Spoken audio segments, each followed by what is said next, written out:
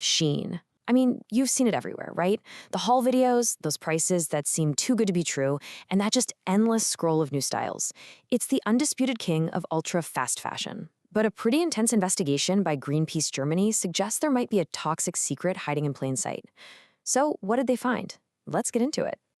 And just look at how fast this all happened. Back in 2019, Shein was barely on the radar.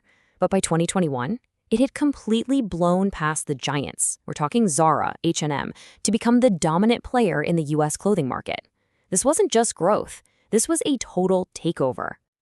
You know, that crazy rise was fueled by becoming the most downloaded shopping app on the entire planet. But that leads to the big question this whole investigation is asking. What's the real cost of that success? I mean, what could a company this big, moving this fast, possibly be hiding? To really get how Shein got so huge, we've got to look at the phenomenon itself. They didn't just build another clothing brand, they basically cracked the code on a new way to sell clothes, and it's powered almost entirely by social media. Okay, let this number sink in for a second. 4.3 billion views. And that's just for one hashtag on one single platform. This is the engine of their whole business. This massive global network of influencers and regular people creating a constant viral marketing machine that drives an absolutely insane amount of sales. So how in the world do you keep up with that kind of crazy social media-fueled demand? Well, you take the fast fashion model that we all know, and you basically put it on steroids. You create something new, ultra-fast fashion. The key here, the really crucial thing, is the speed. Your typical fast fashion brand might work on a cycle of a few weeks, but Shein suppliers, they can get an order produced and out the door in just 3 to 7 days. Then it's put on a plane and flown directly to customers. The whole model is built on a speed and volume that's just unprecedented. And this is where you see the real disconnect. On the one hand, you've got these fun, trendy clothes that show up right at your door. But on the other hand, there's the environmental cost. Things like polluted rivers from the textile and dye factories that are often a totally hidden part of that process. So it's exactly this hidden side of the story that Greenpeace Germany wanted to drag into the light. They launched a really methodical investigation to answer a pretty simple question. Are Shein's products as safe and harmless as they look online? So here's how they did it. It was pretty straightforward. First, they went shopping. They bought 47 different items, clothes, shoes, you name it, from Shein's websites across Europe. Then, they boxed everything up and sent it to an independent laboratory. And finally, the lab went to work, testing all those products for a whole range of hazardous chemicals, many of which are super strictly regulated in the EU for a reason. And listen, they weren't just testing stuff for adults. The sample included items made for the most vulnerable people you can think of, like this little tutu skirt designed for a toddler. And that, of course, just raises the stakes on the whole thing considerably. It wasn't just clothes either. The investigation also dug into footwear, which is a category that uses a ton of plastics and synthetic materials. So things like these rain boots were put under the microscope to make sure the testing was broad and really represented Shein's massive catalog.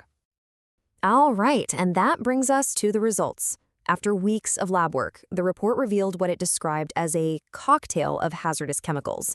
And some of these findings are, well, they're pretty shocking. Okay, first up, a group of chemicals called phthalates. You find these everywhere. They're used to make plastics like PVC, soft and flexible. But here's the problem. Some types are known to mess with our hormones, and they're even classified as toxic to reproduction. This is serious stuff, and it's why the EU has very strict legal limits on them in anything you can buy. So, the lab tested these men's combat boots, which were bought from Shein in Germany. The synthetic material on the top of the boot had some phthalates that were over the limit, but the real bombshell was in the black sole at the bottom. So get this. The sole of that boot contained levels of a specific phthalate that were 457 times higher than the legal safety limit set by the EU. I'm going to say that again. Not 4 times, not 57 times, 457 times over the legal limit. Okay, next up is lead, and this is a heavy metal we all know is bad news. It's a neurotoxin, it can build up in your body over time and cause permanent damage, and it's especially dangerous for children. Well, the investigation found very high concentrations of lead in these orange clogs, which, again, were bought right off Shein's German website. So that's another product sold to consumers directly linked to a well-known toxic chemical. And look, this wasn't just a one-off thing. This summary table shows a really clear pattern. That toddler tutu skirt, it had formaldehyde that exceeded the safety limit. Those rain boots, over 518 times the limit for a different phthalate. The men's running shoes, over 250 times the legal limit for phthalates in the outsole. So across different kinds of products, the report found hazardous chemicals way, way over the legal safety standards in the EU. So these findings, they bring up some really serious questions that go way beyond just Shein. They point to the true cost of this whole ultra-fast fashion system, the cost to our health, to the environment, and to whether these companies are being held accountable. Now, in the past, Shein has said it's committed to product safety and that its suppliers have to follow a restricted substance list. But here's the catch. The Greenpeace report points out that this list isn't public, so there's no way for you or me or any researcher to actually check their standards. And this is what leads to accusations of greenwashing. It's when a company's words don't match its actions. So on one hand, Shein will announce big donations to charities that tackle textile waste. But on the other hand, this investigation suggests the company is selling products that contain hazardous chemicals. The report's argument is that real sustainability has to start with the actual products themselves. And this is the bigger picture, the wider problem. The whole life cycle of an ultra-fast fashion item is just incredibly wasteful. It starts with materials made from fossil fuels and production that's full of chemicals. It encourages a culture where clothes are worn, on average, less than 2 times. And it ends with a garbage truck full of textiles being dumped in a landfill or burned every single second. And you have to remember, those chemicals don't just stay locked in the clothes. The report really emphasizes that they often get discharged from the factories, polluting the rivers and water sources right where the clothes are made.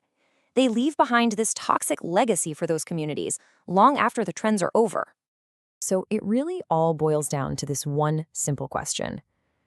The appeal of ultra-fast fashion is obvious. It's cheap, it's trendy, it's right there at your fingertips. But this investigation is asking all of us to stop and consider the hidden price we might be paying for that $5 t-shirt. Is it really worth it?